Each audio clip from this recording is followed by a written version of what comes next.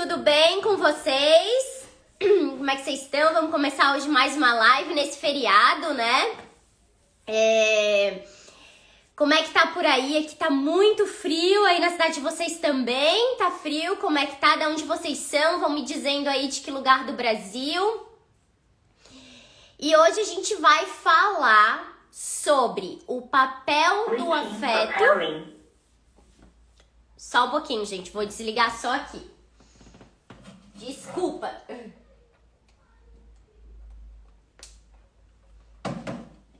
Eles deixaram o rádio ligado. Hoje a gente vai falar sobre o papel do afeto na relação mãe e bebê. Ó, já tem um monte de gente falando assim: Guanambi, Bahia, Várzea Grande, Mato Grosso. Onde mais? Como é que tá aí na Bahia? Tá frio ou tá quente aí? Geralmente por aí é quente, né? Então, pessoal, vamos começar essa aula de hoje, né, nesse feriado. Sejam todos bem-vindos. E eu queria fazer uma pergunta para vocês. Podem me responder com uma palavra só. O que é afeto para vocês? O que o afeto significa? Fresquinho na Bahia, muito forró. O que o afeto significa para vocês? Aqui em Minas Gerais, Paraíba, vínculo, ó, o afeto é vínculo. O que mais que o afeto é? Ele é só coisas boas ou também pode ser coisas ruins? Ele pode ser os dois. Como? O afeto é tudo aquilo que nos afeta, seja bom ou ruim. Amor, dedicação, amor, isso mesmo. Tudo isso tem a ver com afeto, né? Mais alguém aí quer falar?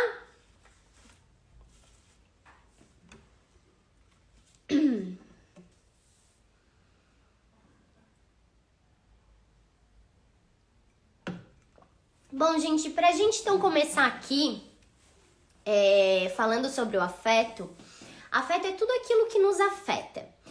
De sentimento, de emoção, de comportamento, de atitudes. Então, tudo que outra pessoa faz pra gente nos afeta. De forma positiva ou de forma negativa. E não é diferente quando a mãe tem o bebê. Desde o período da gravidez, né, desde o período da gestação, o que afeta a mãe também vai afetando o bebê. E assim, gente, que fique claro, quero fazer um parênteses aqui para vocês, que, por exemplo, não é porque às vezes durante a gravidez você passa por algum estresse, por alguma incomodação, nós não estamos imunes a isso, porque vai acontecer. Não dá para passar 9 meses, 38, 40 semanas gerando aquela criança sem ter nada de incomodação. A gente sempre vai ter alguma coisa que vai nos incomodar, vai nos estressar. Mas é diferente de algo que afeta de uma forma muito negativa. Por exemplo, uma gestante que passa, nem que seja os últimos meses, o segundo semestre, o tempo que for, dentro de um ambiente onde tem a violência doméstica, onde tem a briga todos os dias, onde ela vive sob ameaça, é claro que ela vai ser afetada negativamente por isso, e a criança também. Porque como eu expliquei aqui acho que na semana passada, quando ficamos estressados, o que acontece?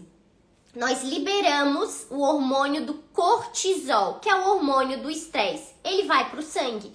E claro que também vai para o bebê, que a mãe tá gestando. Então sim, ele vai sentindo esse estresse, toda essa incomodação, tudo que está afetando a mãe. Então, os sentimentos da mãe em relação a esse bebê, essa criança, como que ela tá recebendo essa criança quando vai nascer? Porque durante a gestação é uma situação. Quando a criança nasce, já é completamente diferente, porque aquele serzinho já tá no teu braço, você já tá no teu colo, você já tem outras dificuldades e desafios para enfrentar quando a criança nasceu, né?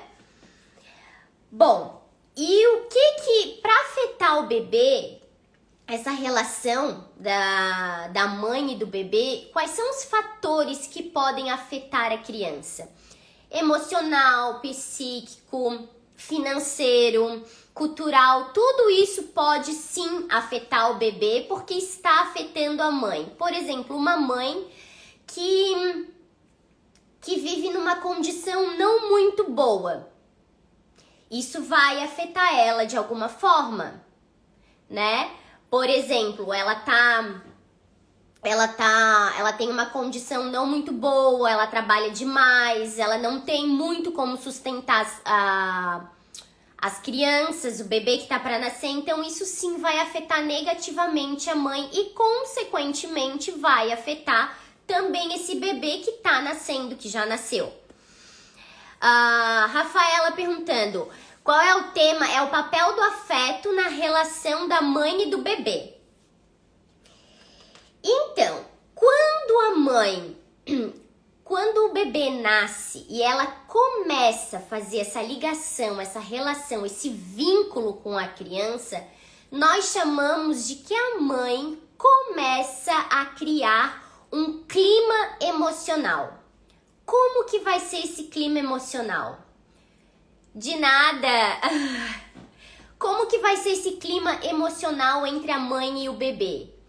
Bom, nós sabemos que quando nos tornamos mães, né, quando as crianças nascem, muita coisa acontece. Algumas mães entram em depressão pós-parto, elas ficam, sim, com algumas questões muito sérias em relação a ter esse contato com o bebê, essa dependência que a criança tem dela. Muitas vezes a mãe só começa a voltar ao normal com a criança, querer ter um contato muito mais próximo depois que a criança começa a ter uma certa independência. Independência como? Já tá falando, já tá andando, já tá comendo sozinha, já não tem aquela demanda excessiva sobre a mãe. Bom, então esse clima emocional que a mãe vai criando naquele ambiente vai sim afetar o bebê. Porque o que a mãe é para a criança, né? A mãe é o representante daquele ambiente. Porque a criança tá em simbiose ainda. O que é isso? Ela pensa que é um corpinho só. Eu faço parte da minha mãe. Então, ela tá assim como se ela fosse grudadinha com a mãe. Então, quando ela olha pra mãe, é como se ela estivesse se olhando. É tipo um narcisismo mesmo, um narcisismo primário ali, que nós chamamos. Então, ela não vê esses dois corpos, minha mãe e eu. Não, sou eu. A minha mãe sou eu, né? Bom, então o clima emocional que eu falei, que é a relação que a mãe vai estabelecendo com o bebê durante os primeiros períodos e durante os primeiros anos também. E aqui, todo o afeto, toda a experiência, todo o comportamento, toda a atitude que a mãe tem durante os primeiros meses e os primeiros anos também, eu gosto de frisar que são os primeiros meses, principalmente aqueles 3 primeiros meses, 6 primeiros meses que são super importantes, que os 3 primeiros meses a criança sim tá muito fundida com a mãe. A gente chama até da esterogestação, né? Mais 3 meses de gestação fora ali da barriga. E depois os primeiros anos, ali 1, 2, 3 aninhos, que é muito importante ali na constituição psíquica dessa criança. Então todas as experiências, todo esse afeto, e afeto seja positivo ou seja negativo, tá? Todo comportamento, toda atitude, todo esse clima emocional que a mãe cria durante esse período vai ser de extrema importância. É o período mais importante, gente, se quiserem até anotem isso, é o período mais importante da vida do ser humano, esse período. Por isso que novamente vou falar para vocês, quando um adulto chega numa clínica e começa a falar sobre as suas questões, a gente começa a perceber que o que ele está trazendo são questões lá da infância dele, que aconteceram lá e, claro, não foram resolvidas ou foram traumáticas ou foram experiências que ele não conseguiu superar. Então ele vai trazendo tudo isso para a vida adulta. Tem uma frase de um psicanalista que é brasileiro, Condarto, acho que é isso, Caligares. Eu não lembro ao certo o nome dele, mas eu acho que é isso, que ele fala. A vida adulta, ela é completamente cheia de restos e rastros do período da nossa infância. Então, a nossa vida adulta é toda dirigida por esse período. Então, esse período que a mãe tem esse clima emocional, que começa a fazer esse clima emocional, criar o clima emocional com um bebê, é muito importante. Como que a criança vai? A questão do apego. Eu fiz uma postagem aí sobre o apego seguro, apego ambivalente, apego evitativo, apego desorganizado. Que tipo de apego será que a mãe tá criando com a criança nesse período? Como que a criança vai sentir lá na frente, depois, com esse apego que ela teve com a mãe bem pequena, nos primeiros anos? E assim, muita gente foi na postagem sobre o apego, foi do apego, e foi também aquela as memórias começam aqui. E tinha muita gente escrevendo assim, ó. Eu vou deixar isso aqui, quero até fazer um parênteses também para explicar. Ah, mas isso sempre cai em cima da mãe, mas sempre tá em cima da mãe, mas sempre tá em cima da mãe, é culpa da mãe. O pai tá sempre fora, tá sempre como se ele se safasse de tudo. Não, gente, aqui não é essa questão. Não é machismo, não é nada. A questão é que sim, a mãe é de extrema importância nos primeiros anos de vida. Pai, tio, vô, vó, dinda, o que for, é como se for mero figurante. A criança não enxerga eles. No sentido de não enxergar é que o único contato assim que ela vai ter, a única pessoa que ela vai manter essa relação muito forte é com a mãe. A mãe ou o substituto da mãe, tá? Que pode ser a avó, por exemplo, a avó, a mãe faleceu no parto, então ficou com a avó. Então ela é o substituto da mãe, ela que vai estar com essa criança, que vai estar formando esse vínculo, que vai estar formando esse afeto, que vai estar formando essas experiências para a criança. Vou só dar uma tomadinha de água. Bom, falei dos afetos, da importância. Tô aqui com o meu roteirinho, tá, gente? Pra eu não me perder. E aqui, a personalidade de cada bebê, ela vai ser muito influenciada pela personalidade também da mãe. O que acontece? Vocês já perceberam que às vezes tem um bebê muito fácil, tranquilo, dorme, sabe? Chora pouco, não reclama. É um bebê fácil que a gente fala. Não gosto de falar bonzinho, mas é um bebê fácil. E ao contrário, tem o bebê difícil. Bebê difícil como que é? Chora, acorda a noite inteira, só quer ficar perto da mãe, tá o tempo inteiro atrás da mãe, assim, quando tá um pouquinho maior, né?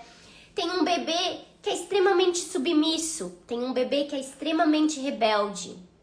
Então, ali vão as personalidades do bebê. Mas por que ela vai começando a aparecer? Porque vai sendo influenciada pela personalidade da mãe. Por quê? Nem toda mãe é igual, todo dia, toda hora, cada dia ela pode acordar de uma forma diferente. E eu digo como? Um dia ela tá extremamente cansada, no outro dia ela tá mais disposta, no outro dia ela tá mais irritada.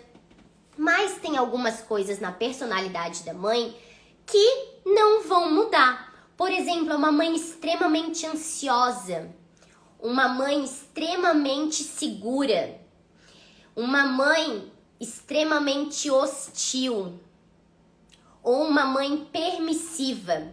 Esses são fatores ali da personalidade da mãe que estão influenciando também na personalidade do bebê. Então, por exemplo, uma mãe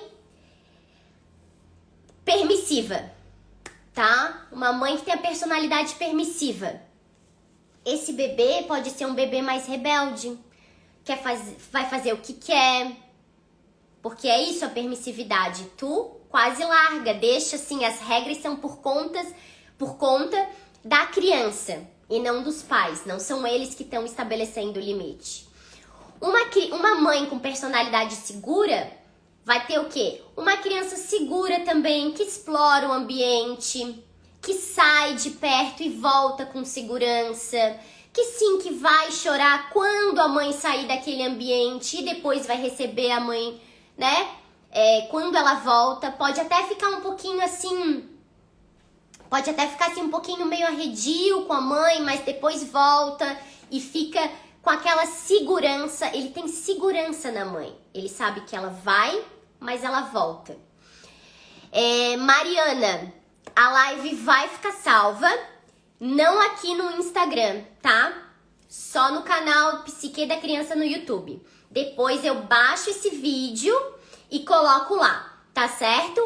Aqui não.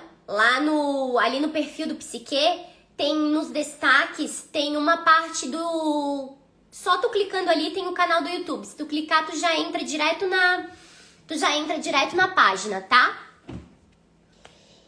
Então, esse bebê pode ser fácil, pode ser difícil, pode ser rebelde, pode ser submisso, vai depender também da personalidade da mãe. Pra gente ver como a mãe tem grande influência com o bebê.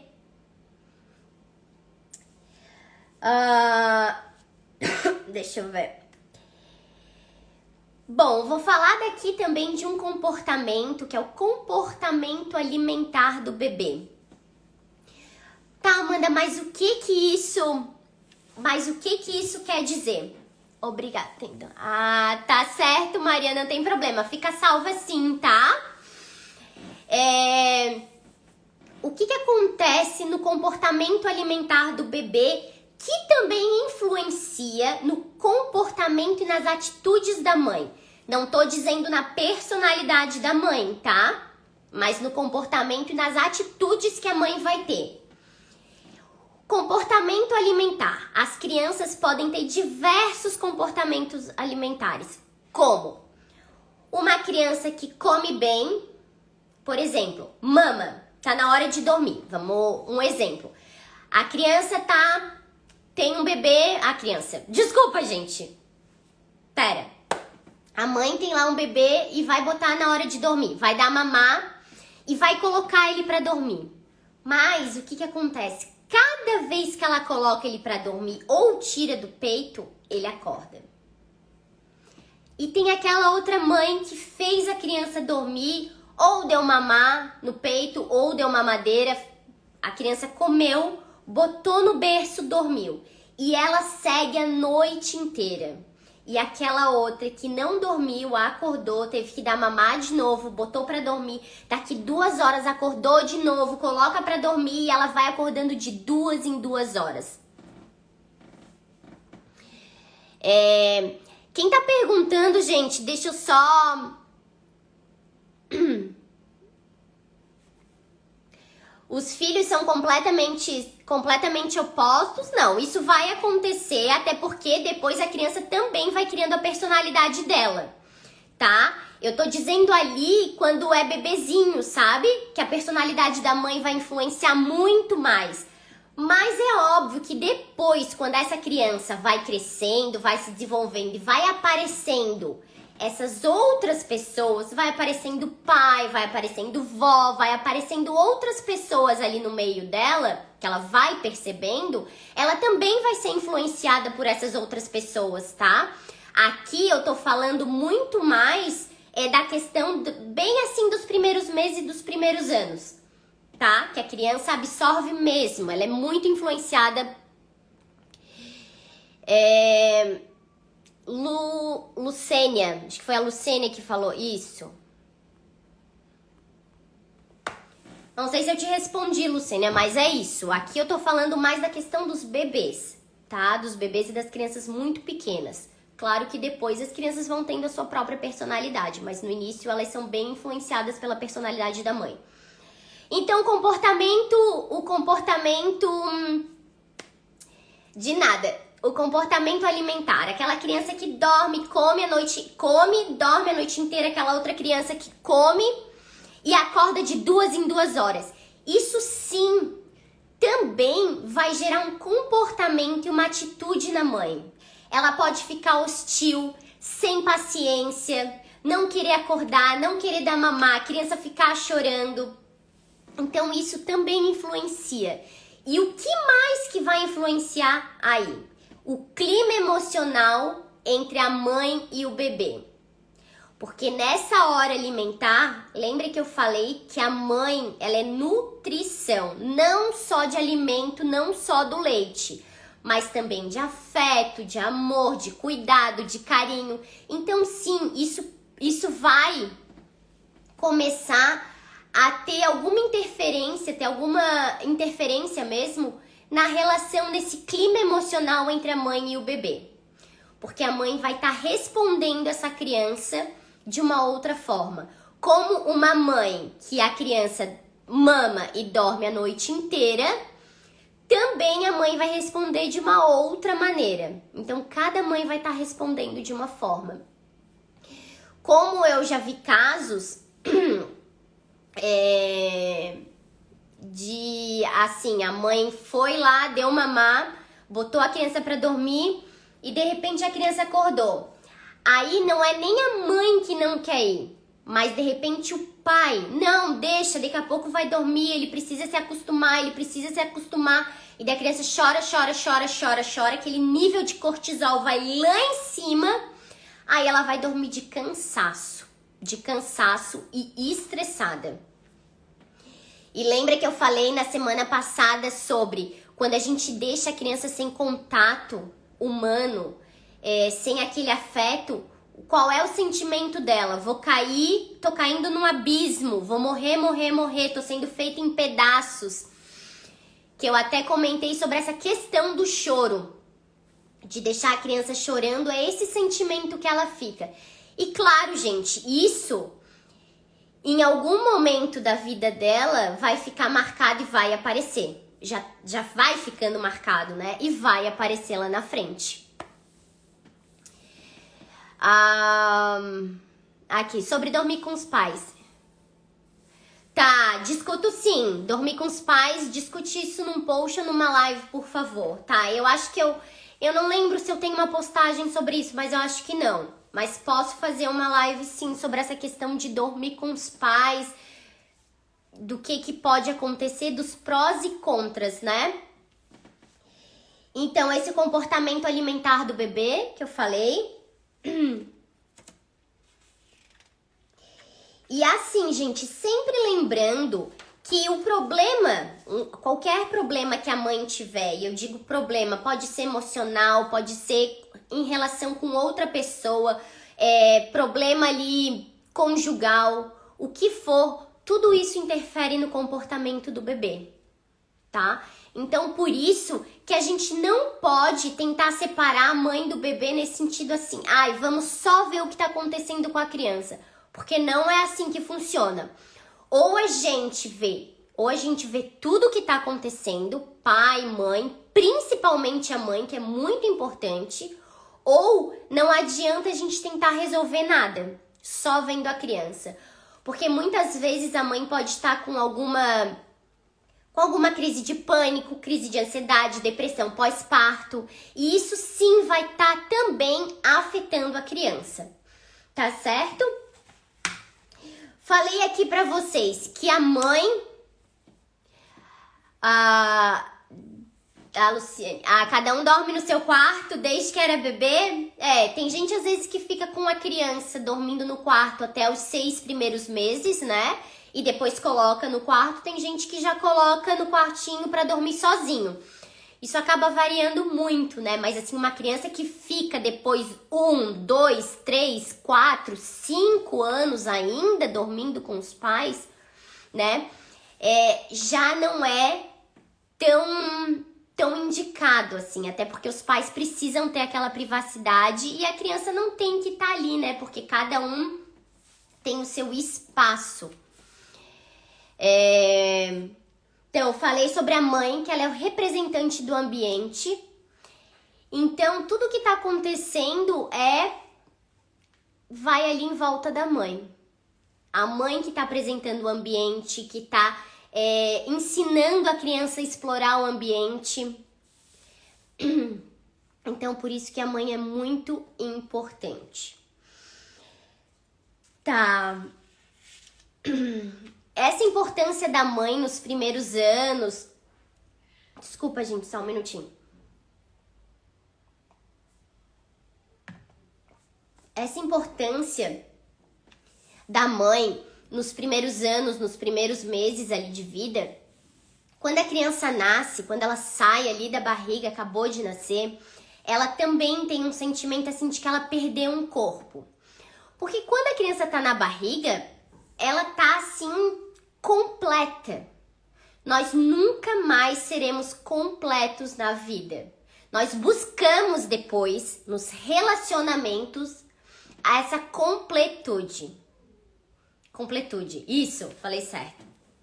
Essa completude que a gente teve um dia lá com a nossa mãe. Então, por isso que a gente fala assim, quando a gente se relaciona, a gente busca a nossa mãe. Mas aquela mãe que é ideal, aquela mãe que a gente teve, que a gente idealizou, que foi completa.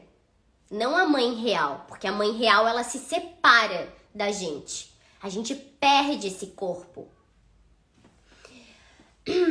Então, por isso que tem esse período de ansiedade de separação, que a criança fica angustiada quando a mãe se separa. Claro que a mãe tá indo para outro lugar, o meu corpinho, a criança pensa, meu corpinho tá indo para outro lugar. É o corpo da mãe, não é o corpo dela, né? Tanto é que a partir dos 18 meses, que a gente chama de estádio de espelho, que a criança começa a se olhar no espelho e vê que tem outra criança que é ela, e ela começa a virar pra mãe e como se pergunta, né? Quem é? Quem é? Que bebê? Quem é o bebê? E a mãe vai respondendo, é você. É o fulaninho, vai dizendo o nome. Aí a criança vai percebendo que aqui, ó, ela é separada da mãe. Ela não é completa. Eu fiz graduação em pedagogia, especialização em neuropsicopedagogia, clínica e institucional e psicanálise clínica daí, mais voltado para as crianças. Mas a psicanálise a gente tem aquela base que é fundamental, né, seja para atender adulto ou criança. Isso, a graduação foi pedagogia. Não tá ali, né? Só tá a neuropsicopedagogia e a psicanálise. Mas eu sou pedagoga. E a minha psicanálise também, ela é uma psicanálise daltoniana. O que é essa psicanálise? É da Françoise Dolto. Ela é uma psicanalista francesa que trabalhou muito com pais, com crianças e com bebês. ela até fundou lá na França o que se chama Casa Verde. Casa Verde era onde os pais levavam as crianças para facilitar, para ajudar os pais a transição das crianças da casa para a escola. Então ali tinha vários outros psicanalistas da infância que também orientavam e ajudavam esses pais. A criança não ficava ali, tá? Os pais iam e ficavam com a criança para fazer todo esse atendimento. E ela que dá bastante atenção a essas questões da criança, que a gente tem que falar a verdade para a criança, ela precisa saber das suas origens, como que ela foi gestada, tudo isso. Então é uma linha que eu sigo e que eu gosto demais, porque faz muito sentido nessa questão do período da gestação e depois conforme a criança vai crescendo. Então, esses primeiros anos de vida são muito importantes, como eu falei, tá? Relação, porque tem essa simbiose. Então, quando a criança se vê separada, ela começa a pensar assim, eu perdi algo, eu não sou completo. E daí vai começar a nossa peregrinação lá nos relacionamentos, que a gente vai querer essa completude novamente, e não vai ter, né? Tanto é que a gente fala, quando nós estamos nos relacionando, o que a gente diz? Nossa, eu tô me sentindo completa, ele me completa. Não é assim que a gente fala? Vocês já falaram isso em algum momento da vida, com algum relacionamento, ou com o marido de vocês, ou com a esposa de vocês? Nunca fala, nossa, essa pessoa me completa. Sim, a gente tá em busca dessa completude mesmo, que foi lá no início da nossa vida que a gente era completo. Bom, gente, não sei se alguém quer fazer alguma pergunta. Eu deixo aberto aqui uns 3 minutinhos, 3 a 5 minutos para fazerem perguntas.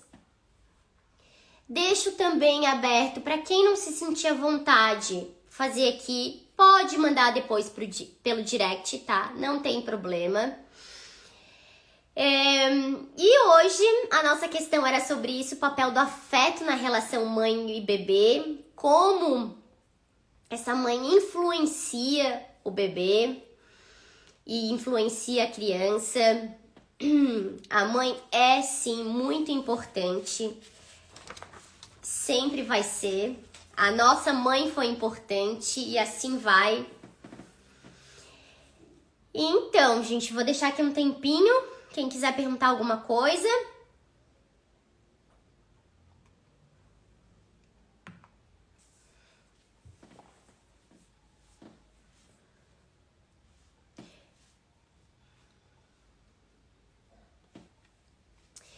E quando o bebê prefere ficar com o pai e a mãe se sente rejeitada, porque isso acontece.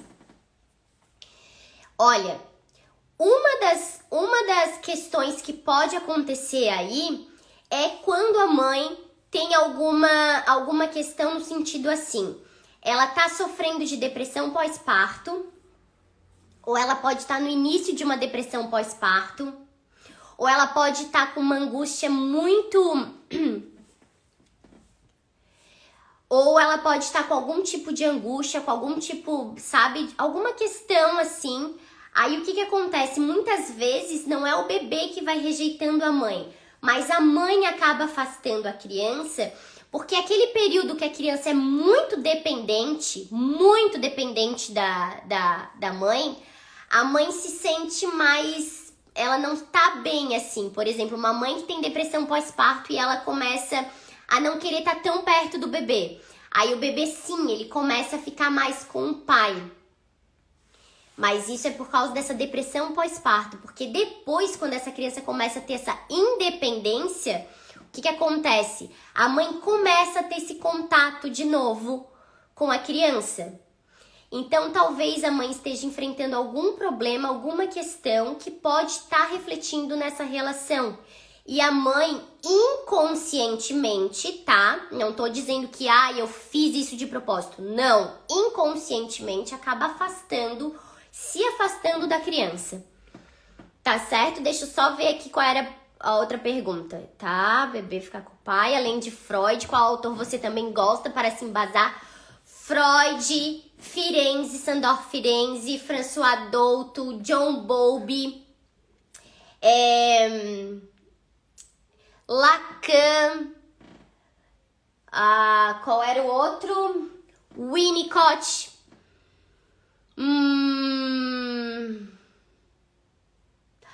a Elizabeth Roudinesco, todos esses são psicanalistas, alguns são psicanalistas só de criança, Winnicott, Douto, Bowlby. Esse Bowlby, na verdade, foi o que deu início à teoria do apego, né? Eu tenho acho que eu até já mostrei pra vocês aqui, que ele tem 3 livros sobre isso, ó, apego, depois ele tem de separação e depois ele tem de perda. Como a criança vai formando vínculo com os pais quando acontece ou a morte da mãe ou a separação da mãe. Gosto também, e também leio bastante o René Spitz, também era da parte da psicanálise, ele era pediatra. Ele tem um livro que se chama Os Primeiros Anos de Vida, como que essa constituição psíquica da criança nos primeiros anos de vida. E tem mais um, deixa eu me lembrar aqui.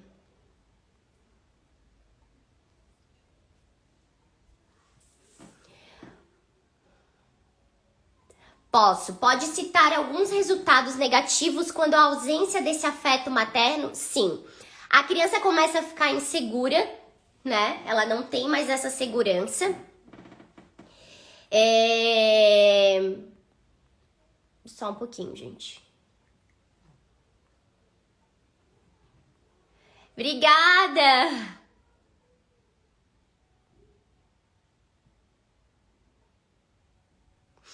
Bom, a criança pode se tornar insegura, pode não ter confiança nas outras pessoas, porque o que aconteceu? Quem é a primeira pessoa que a gente confia? É a nossa mãe. Aí ela não tem essa confiança, aí ela começa a não ter confiança nas pessoas lá na frente. É insegura, não consegue estabelecer os limites. Deixa eu ver... Insegura, não consegue estabelecer os limites, não tem confiança. É basicamente isso, acho que os principais, tá? Ai, que bom, obrigada! Então é assim, gente, mas assim, não se prendam só no sentido assim, meu Deus, e se por algum momento eu não fui afetiva com meu filho? Lembra que eu falei que da mesma maneira que a gente tem adversidades durante a gestação, pode ter também nos primeiros anos de vida da criança, mas também depende de como você vai lidar com a criança nessa situação, a consequência disso. Então, não tem que ficar assim pensando, meu Deus, será que eu fiz tudo errado? Tá? Porque essa personalidade de o tempo inteiro a mãe se sentir culpada, também isso influencia na criança, tá? Então, a mãe tem uma personalidade que tudo ela se acha culpada, tudo ela acha que não fez certo, tudo ela acha que tá errado. Então, isso também pode influenciar ali no comportamento do bebê.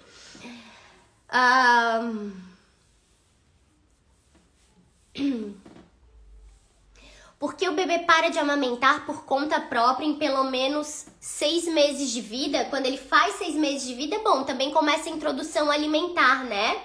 Aí aquele leite já não é assim, não é exclusivo, não precisa estar o tempo inteiro a criança mamando. Quando ela começa a comer outras, como é que é? Gente, esqueci. Quando ela começa a comer, ter contato com outras texturas, ela também vai deixando assim o leite materno. Tem criança que não, que continua ainda mamando. Que muitas vezes não é só uma questão de alimentação, vou matar a minha fome, mas de alimentação de segurança, de proteção, de amor, de carinho. E aqui, 6 meses também é aquela idade que a criança já começa a não estar mais naquele período assim tão grudado com a mãe, como eu falei da esterogestação, tá? Então, muitas vezes essa criança já vai pra escolinha, já vai pra creche. Então, sim, ela já vai experimentando outros sabores e ela vai largando muitas vezes por conta própria. Tem gente que não... Tem criança que não larga, né? Aí a mãe acaba tendo que desmamar. Tem crianças que vão desmamando com um ano e pouco, mais ou menos. E... daí isso vai depender mesmo, tá? De cada criança. Não dá pra dizer assim, todas as crianças largam aos 6 meses. Vou dar um exemplo meu. O Matheus, ele mamou até 1 ano e 4 meses.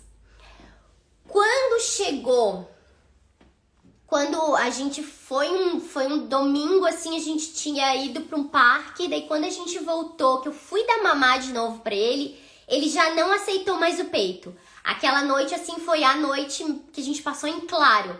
Porque ele não queria mamar no peito e não tomava mamadeira ainda. Não tomava no copinho e a gente tentava dar na colherinha, tentava dar de todas as formas.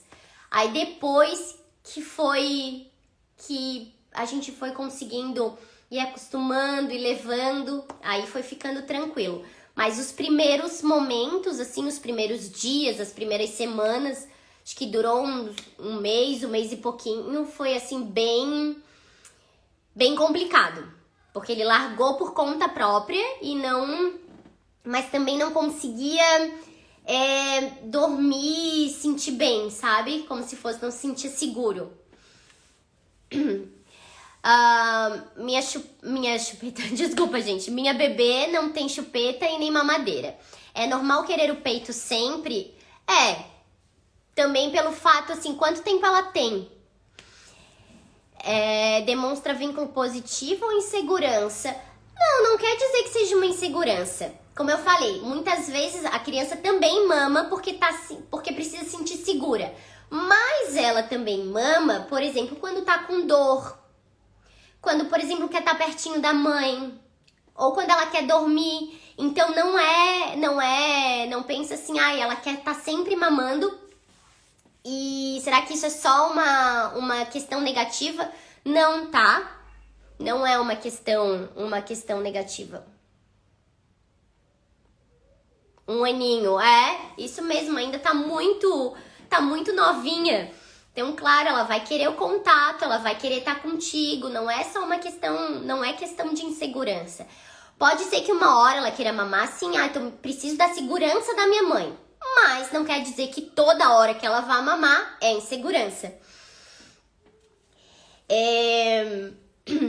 Eu não vou entrar nesse assunto agora, até porque a gente tá finalizando, mas eu vou contar pra vocês aqui uma coisa.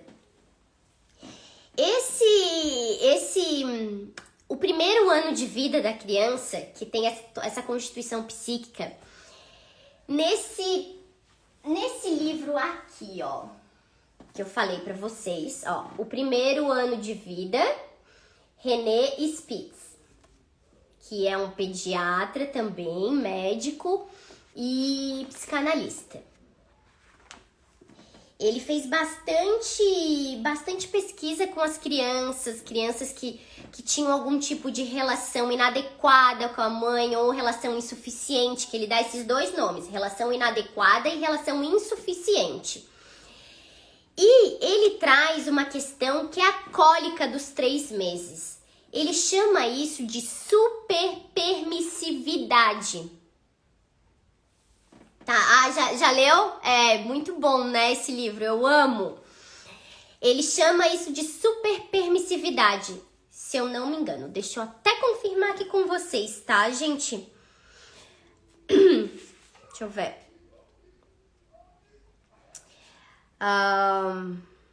Sabe que eu não vou encontrar agora aqui, porque esse livro tem tanta coisa, gente.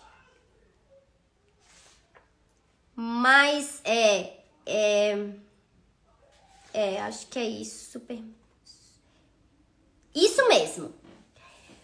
Que ele chama de superpermissividade ansiosa primária, que é a cólica dos 3 meses. Aqui ele não fala sobre a questão da alimentação, tá? Ele não tá trazendo por esse viés de alimentação. Ele tá trazendo pela personalidade e pelo comportamento e pelas atitudes da mãe. Como que a mãe vai lidando durante esses 3 primeiros meses com a criança? Por que que umas crianças têm muita cólica e outras não têm tanto? Como ele também fala de uma pesquisa que foi feita em relação à chupeta, que a chupeta também servia nesse período da cólica dos 3 meses, para a criança se acalmar. Mas, gente, não é assunto aqui... não é um assunto aqui essa questão da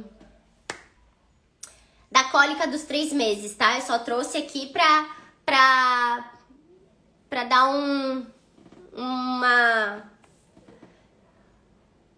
uma noção aqui pra vocês. Isso, é da qualidade do vínculo.